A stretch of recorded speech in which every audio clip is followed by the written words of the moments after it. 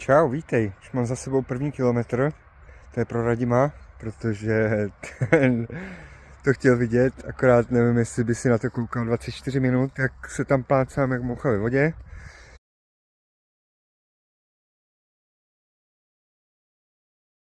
Ty nejrychlejší to mají za 10 minut.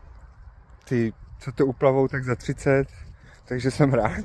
A nejdál nebo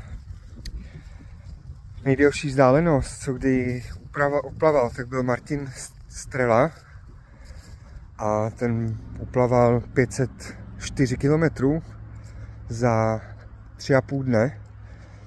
To já bych asi vůbec nedal. A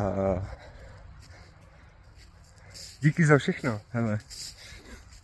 Zkusím dát 10 km, ale musím postupně na to a budu rád, když to zvládnu. Čus.